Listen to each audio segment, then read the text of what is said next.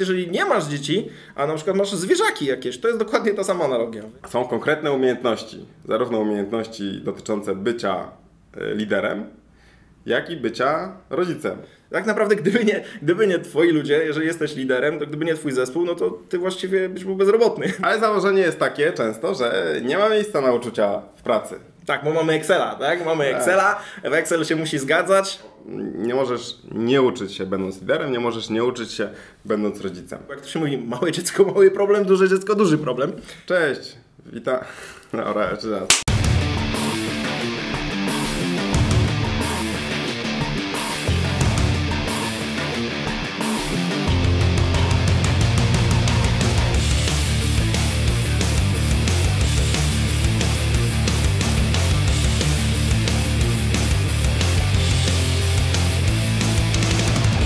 Cześć, witamy w Nerd Management. Tutaj Krzysztof Rakowski I Paweł Rykowski. Paweł, od kiedy jest pandemia, od kiedy pracujemy w domach, to o wiele częściej, chociażby na naszych ekranach pojawiają się nasze dzieci. Częściej rozmawiamy o tym, w jaki sposób sobie z tym radzimy. No wiadomo, że też jakieś kwarantanny, choroby, więc o tych dzieciach rozmawiamy zdecydowanie częściej niż wcześniej to było. Mamy też sporo rodziców w naszej firmie i coraz częściej pojawiała mi się taka myśl, że zarządzanie, leadership jest bardzo podobne do bycia rodzicem i że tych podobieństw jest naprawdę bardzo dużo. Więc chciałbym, żebyśmy dzisiaj sobie o tym porozmawiali, właśnie o tym, jakie są te różnice albo podobieństwa bycia rodzicem do zarządzania ludźmi. I na samym początku chciałbym dodać, że to nie jest takie negatywne, pejoratywne określenie, bo faktycznie zdarza się, że czasem sobie w różnych gronach żartujemy, że zarządzamy przedszkolem, albo czasem rozmawiamy właśnie o tym, jakie tam są sytuacje. Chociażby pamiętam jeszcze, jak w biurze pracowaliśmy. Jeden otworzył okno, drugiemu to nie pasuje i obaj idą do mnie na skargę, żeby rozwiązać problem. Ale nie, oczywiście w tym odcinku nie będziemy rozmawiać w tym kontekście i tu nie o to chodzi. Tym bardziej chodzi właśnie o to, że zarówno członkowie naszego zespołu, jak i dzieci to są osoby, którym należy się szacunek, należy się jakaś uwaga, o których się troszczymy, więc jest sporo takich podobieństw. I zacznę od takiego wywiadu z Simonem Sinkiem, który ostatnio widziałem, gdzie on powiedział, że właśnie tych podobieństw jest bardzo dużo, dostrzegł tego. Jest tak, że właściwie każdy ma potencjał do tego, żeby być rodzicem, ale to nie znaczy, że każdy powinien być, albo że każdy chce. I te podobieństwa według niego są uderzające. Pierwsze jest takie, że stale się martwisz. Zarówno się martwisz o swoje dzieci, jak i o swoich ludzi. W jaki sposób, jak wyrosną, jaka będzie ich przyszłość. Czy twoi ludzie, jak się będą rozwijać, jak sobie będą radzić, czy będą zadowoleni, czy nie. Zarówno swoich ludzi, jak i swoje dzieci powinieneś kochać. Niezależnie od tego, czy sobie ich wybrałeś, czy nie. No bo nie masz wyjścia. Jesteś tutaj w tym miejscu i po prostu to są ludzie, którzy są tobie najbliżsi. Tak to się mówi, rodziny się nie wybiera. Nie? No właśnie. I mimo, że zatrudniamy naszych ludzi, to też często nie jest to taki 100% wybór. Są konkretne umiejętności, zarówno umiejętności dotyczące bycia liderem, jak i bycia rodzicem. To są rzeczy, których się uczymy. Z drugim dzieckiem tak jest zawsze, prawda? Że się człowiek mniej przejmuje, No tak. bo już wszystko wie. Jest taki śmieszny żart, że jak ma się dzieci, zwłaszcza kiedy jest ich coraz więcej, to zresztą to samo się tyczy zespołów, kiedy te zespoły rosną, jest coraz więcej osób, jakby zmienia się to podejście. I jest taka anegdota w kontekście, co zrobisz, kiedy twoje dziecko połknie 5 zł. No przy pierwszym dziecku, no to panikujesz, jedziesz na pogotowie, tutaj świrujesz, że tu nie wiadomo, co mi się stanie. Przy drugim już się za bardzo nie przejmujesz, czekasz po prostu, aż wyleci, a trzeciemu już po prostu odliczasz z kieszonkowego. No właśnie. I to jest też te uczenie. Zarówno lider, jak i rodzic cały czas się uczą. Czy to w akcji działając, zdobywają doświadczenie, czy też właśnie rozmawiając pomiędzy innymi ludźmi. No, osoby, które mają dzieci, tak jak my, to często na imprezach, czy chociażby właśnie w takich rozmowach przy kawie, no te dzieci są temat numer 1. Stałym tematem rozmów. Cały czas się uczymy, cały czas szukamy nowych pomysłów, cały czas mamy problemy, które staramy się rozwiązać.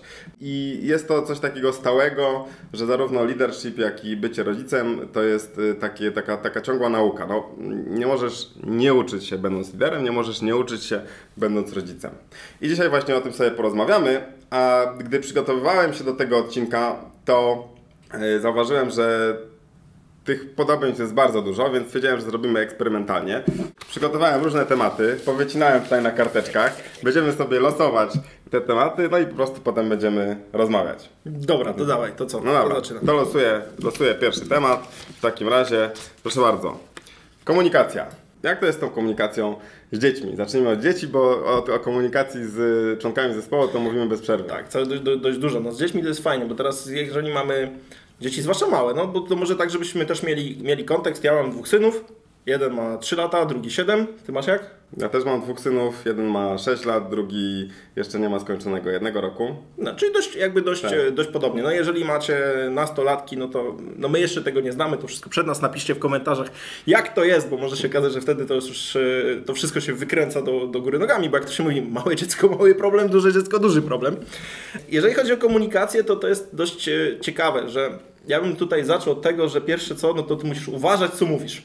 Musisz zawsze uważać, co mówisz, no bo dzieci nie mają pojęcia, zwłaszcza małe, co znaczą dane słowa.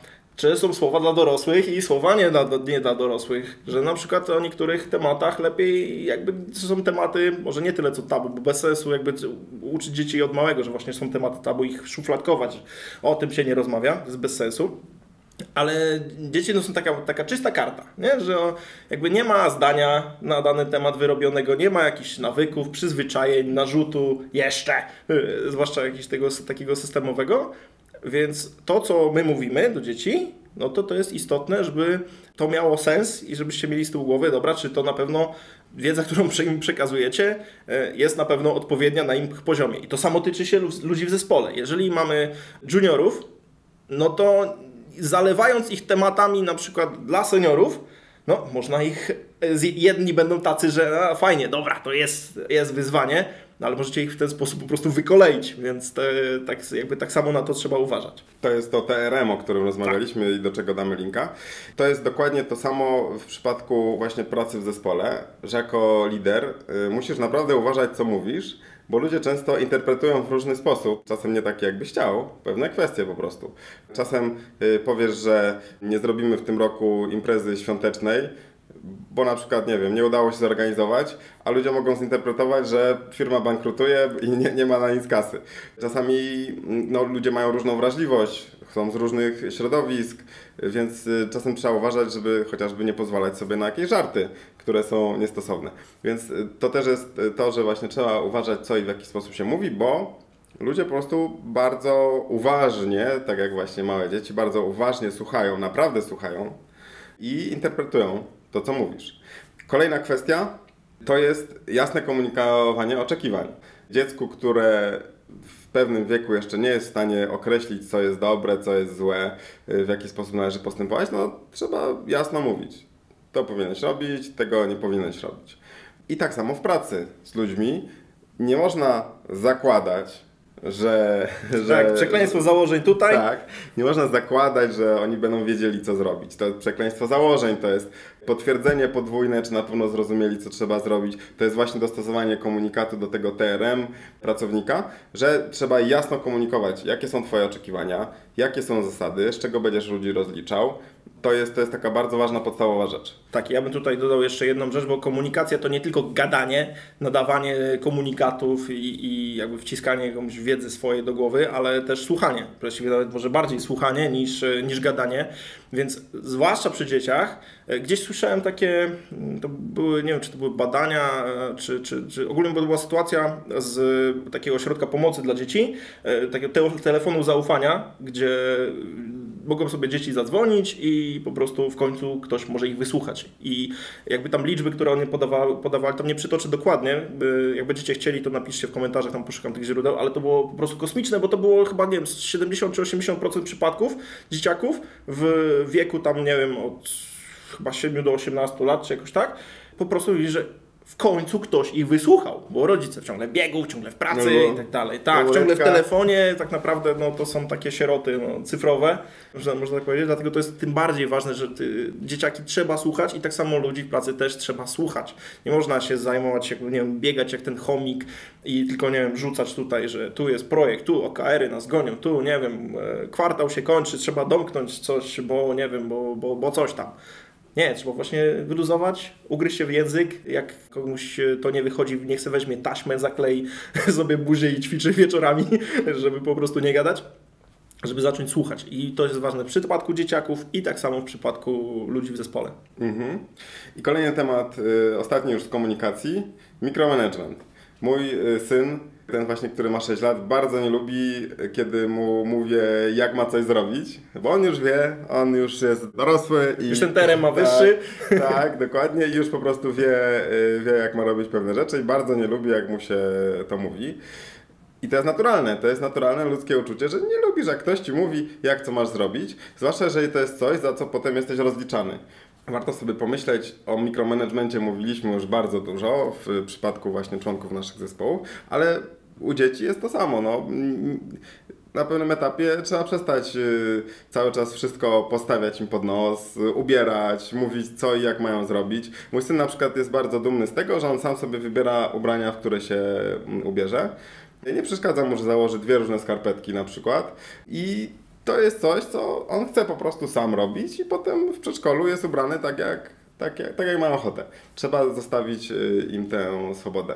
Tak, i to jest ważne, no bo jak sobie zrobią, tak będą mieli. Mój ojciec zawsze powtarzał, że jest, wiesz, twój cyrk, twoje małpy, jak tam nabałaganić, to będziesz musiał sam posprzątać. I to jest właśnie super, żeby dać i dzieciakom właśnie tą przestrzeń do eksplorowania tej, no, wszystkich rzeczy, że po prostu, żeby mogli sobie sami zrobić. Ja pamiętam taki numer, jak ja chodziłem, nie wiem, do 1. klasy i poszedłem do kumpla i mówi, mama, zrób mi śniadanie. Ja mówię, kurde, co, ty nie umiesz kanapki zrobić? No, dla mnie to było normalne. I właśnie to jest ważne, żeby dać tą przestrzeń do testowania.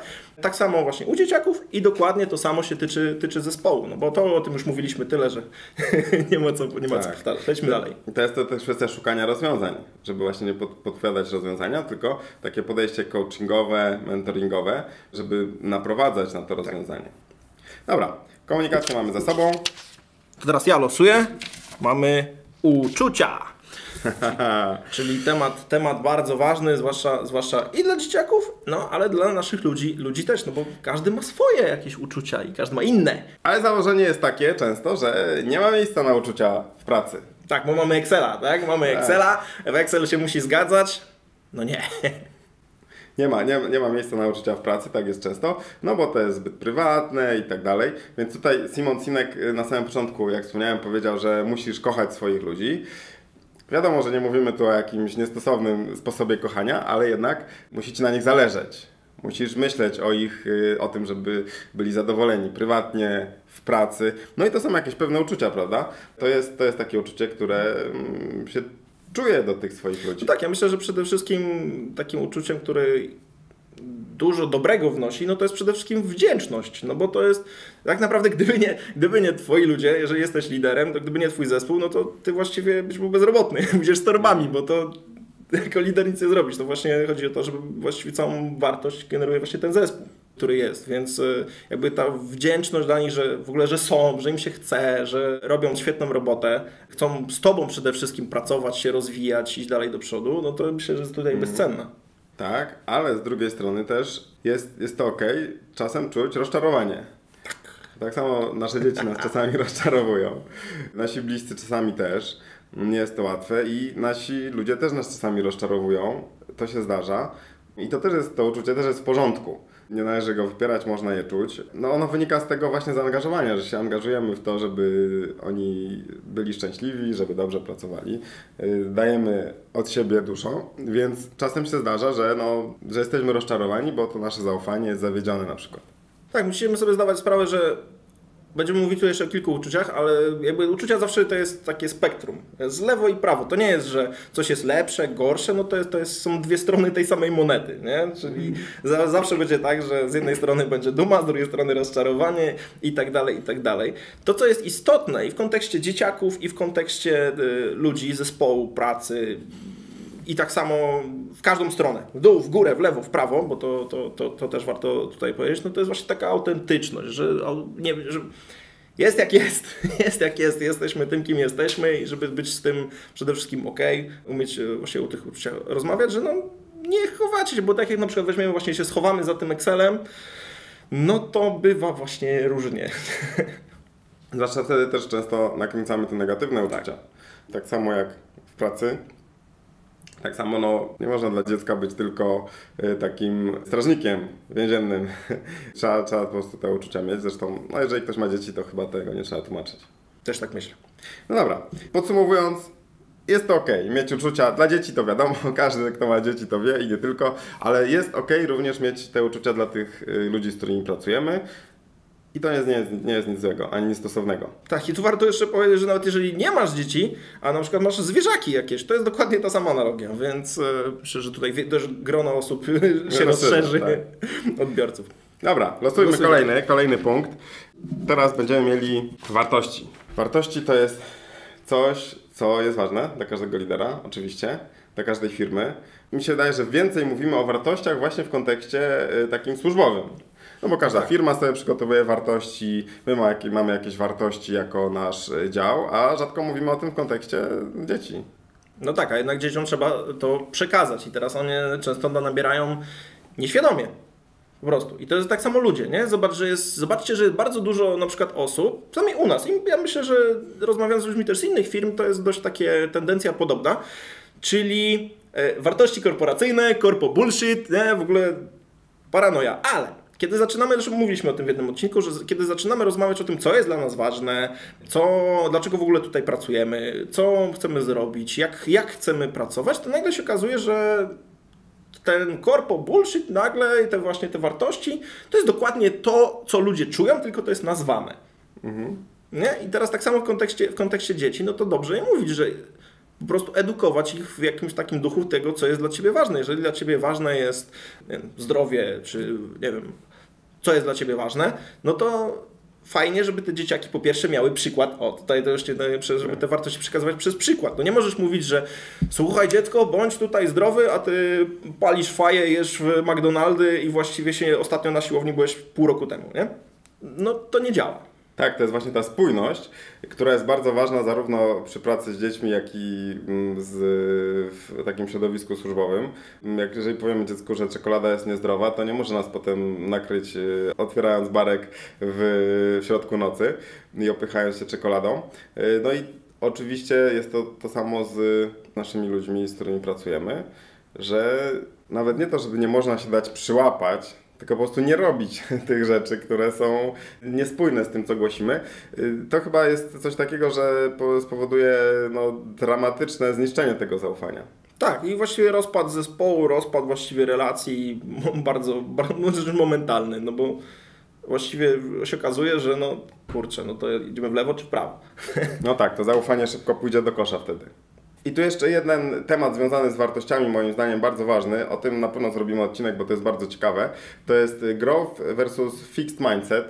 To jest teoria opracowana przez Carol Dweck, która mówi o tym, że są takie dwa typy nastawienia do życia ogólnie, do tego, co robimy. Te badania pochodzą właśnie z badań nad dziećmi w szkołach i je się przekłada do środowiska leadershipu, środowiska pracy z ludźmi. Fixed mindset to jest takie podejście, że bardzo wiele tego, co robimy, zależy od talentu i jest nam jakoś przydzielone w momencie, kiedy się urodziliśmy, czy w sytuacji, w jakiej się znaleźliśmy. I są jakieś bariery, których nie da się przeskoczyć po prostu. I wtedy nie staramy się właśnie, żeby przekraczać te bariery. Jeżeli ktoś inny odnosi sukces, to jest to dla nas coś, co boimy się konkurencji, boimy się, że będziemy ocenieni. I to jest coś, co nas po prostu blokuje. I z tych badań prowadzonych przez Carol Dweck wynika, że właśnie takie dzieci, które przez rodziców są właśnie w ten sposób oceniane, że nie masz do tego talentu i już, po prostu odnoszą gorsze rezultaty w przyszłości. Natomiast ten growth mindset, czyli to takie podejście że można rosnąć, że można się rozwijać, to jest takie podejście, że wszystko jest możliwe, wszystkiego mogę się nauczyć. Jeżeli chcę osiągnąć coś, chcę nabrać jakieś umiejętności, no to po prostu muszę pracować nad tym, żeby te umiejętności nabrać. I to również dzieci, które miały takie podejście, u których rodzice wykształcali to podejście, odnosiły o wiele lepsze rezultaty, wyniki niż dzieci, które miały inne podejście. I tak samo jest właśnie w pracy. Jeżeli komuś dajemy zawsze takie same zadania i zakładamy, że on nie da rady sobie po prostu, to jest poza możliwościami intelektualnymi tej osoby, ta osoba zawsze będzie na takim poziomie. Natomiast jeżeli cały czas podsycamy ten ogień i będziemy mówić zaraz o rozwoju, jeżeli cały czas dajemy te kolejne bardziej skomplikowane zadania, wierzymy w to, że oni będą w stanie się rozwijać, no to wtedy będą wzrastali. No tak, bo właśnie tutaj przechodząc już do tematu, jak płynnie przejdę do tematu rozwoju. To mamy tutaj wylosowaną karteczkę. Tak, wylosowaną tak, że już akurat tam pięknie wprowadzenie zrobiłeś. Jest bardzo istotne, i tu mówiliśmy właśnie o learning planach w kontekście zespołu. Tutaj oczywiście podlinkujemy ten odcinek. Dobrze jest to też mieć w kontekście dzieci, mieć dla nich jakiś właśnie taki plan, krok po kroku, na zasadzie, dobra, no to co byś chciał się nauczyć, co byś chciał robić i teraz wzmacniać te właśnie mocne strony, a nie te słabe strony, nie? Tutaj też się kłaniają testy profilowe, czy testy talentów, jak na przykład Clifton Strength, który Ci pokazuje, wiesz, w tej wersji rozszerzonej tam 34 chyba, czy tam ileś tam talentów i co? I teraz to jest trudny temat, bo myślę, że o tym można było spokojnie osobny odcinek nagrać, w kontekście na przykład systemu edukacji dzieciaków, nie? Jak oni wejdą w ten system, te ramy, które uznają, że ty masz być super ze wszystkiego. No nie, to jest bzdura, to jest w ogóle nienaturalne i jest to totalnie bez sensu, więc wtedy wychodząc z takiej szkoły, no to muszę tutaj się rozwijać w tym, co jest tym najgorszy. A może nie? A może właśnie chodzi o to, żebyś ty teraz wzmacniał te swoje talenty i teraz wy w kontekście i dzieci, i zespołu, no to jesteście właśnie po to, żeby też ich trochę ustrzec jako liderzy właśnie takim parasolem, że dobra, no to skupmy się na tym, w czym ty jesteś dobry i róbmy więcej tego, co jesteś dobry. A w tym, co ci nie idzie, dajmy to komuś innemu, delegujmy. Albo po prostu się tym nie przejmuj w kontekście dzieciaków. Jeżeli dziecko przyjdzie ze szkoły smutne, że musi harować i ma tam same złe oceny z jakiegoś przedmiotu, a z innego ma rewelacyjne. No i co z tego? No tak jest. No właśnie, jeżeli chodzi o rozwój, to jest kilka takich punktów, które są naprawdę tak wspólne, jeżeli chodzi o dzieci i Twoich ludzi. To jest przede wszystkim właśnie wykazywanie zainteresowania tym rozwojem. To powinien być Twój cel. Celem Twoim, zarówno jako rodzica, jak i lidera, jest to, żeby te osoby się rozwijały. Musisz okazywać to, co wspominaliśmy z tym growth mindset, taką wiarę w ich możliwości, że mogą się rozwijać, że mogą osiągnąć coś więcej.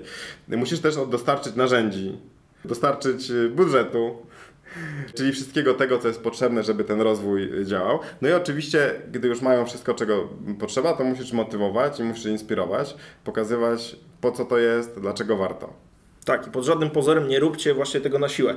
W takim sensie jakby odwrócenia właśnie tych talentów, bo no znamy wiele też przypadków z tej strony rodziców, czy właściwie może już bardziej dzieci, takich dorosłych dzieci, które na przykład rodzice zmuszali, żeby one cisnęły w jakimś temacie, no bo to jest ich marzenie, żeby ich dzieci były tutaj rozwinięte, najbardziej byli najlepszymi lekarzami, a oni chcieli grać w piłkę albo robić zupełnie coś innego. Więc pilnujcie tego, bo to jest mega istotne, żeby po prostu ludziom nie zrobić krzywdy, swoim dzieciakom też nie zrobić krzywdy, no i wzmacniać te mocne strony i pracować właśnie nad tym, co jest dobre, fajne, no bo na tym będą się wyróżniać. Tak, i musisz zdecydowanie pokazywać, że Ci zależy, budować to poczucie bezpieczeństwa, poczucie takiej pewności siebie. W przypadku dzieci to przez pierwsze tam kilkanaście lat jednym z takich głównych celów jest to, żeby te dzieci się uczyły. No wiadomo, to jest naturalne, że się najwięcej tej nauki jest przez pierwsze lata życia. I tak samo w pracy. Twoim celem powinno być rozwijanie i uczenie tych ludzi, tylko akurat w pracy to jest rozciągnięte. Chyba my na pewno i bardzo wielu z osób, które nas słuchają, oglądają, wychodzą z założenia, że uczymy się całe życie. Dokładnie, a jeszcze Wam wrzucimy tutaj jedną bardzo ciekawą rzecz, czyli trochę odwrócenia, bo wiele rzeczy możemy wyciągnąć z rodzicielstwa do liderstwa, ale z liderstwa do rodzicielstwa też, czyli na przykład jak my pracujemy w technikach zwinnych, agile'owych, są takie inicjatywy, to się nazywa Agile Learning Center, wrzucimy Wam tutaj linka, jest tego strasznie mało w w Polsce, jak na razie, ale mam nadzieję, że to będzie się zmieniać, bo to są prywatne szkoły, które biorą wszystko to, co jest wartościowe od nas, na przykład w IT, pod względem tworzenia oprogramowania, czyli tak jak sprinty, planowanie, retrospekcje. No wyobraźcie sobie, jeżeli będziecie pracować na przykład z dziećmi, które są małe, na zasadzie, dobra, słuchajcie, zaplanujmy sobie tydzień, na ten tydzień chcemy zrobić to, może zrobimy sobie jakąś fajną tablicę z kolorowymi karteczkami, będziemy sobie przerzucać, co się robi, co czeka, a później zrobimy retro. I to retro w kontekście takim, że podsumujemy sobie, może jakiś postmortem, na zasadzie, że dobra, to nam się nie udało, to co możemy zrobić lepiej, a nie na zasadzie, nie udało się, to pała! Także pomyślcie w tą stronę też. Jest to temat dość niszowy, ale myślę, że zdecydowanie warty uwagi. Tak, to jest bardzo ciekawe. Przeszliśmy przez wszystkie tematy, które nas interesowały i no, chyba jasno widać, że podobieństw pomiędzy rodzicielstwem i leadershipem jest bardzo dużo. To, co moim zdaniem jest takim najważniejszym podsumowaniem tutaj, to, że te umiejętności są wymienne, podobieństw jest bardzo dużo i to, co stosujecie jako rodzice, to też możecie stosować jako liderzy, a to, co stosujecie jako liderzy, możecie stosować jako rodzice. Dokładnie tak i jeżeli nie macie dzieci, to tak samo, a na przykład macie zwierzaki, to tak samo to się bardzo mocno też przekłada w kontekście na przykład właśnie wychowania zwierzaków. Jeżeli macie je od małego, no to wy dokładnie wiecie, o czym mówię, bo te rzeczy są wymienne i zobaczcie też, że praca lidera jest bardzo taka rozwojowa, też szeroko, nie tylko w takim kręgu zawodowym, ale życiowym również te umiejętności mogą się bardzo dobrze przydać. To prawda, chociaż nie wiem, czy moje koty będą chętne do tego, żeby zrobić retro, ale spróbuję następnym razem. Dziękujemy, że oglądaliście ten odcinek i słuchaliście. No i do zobaczenia za tydzień we wtorek. Cześć! Cześć!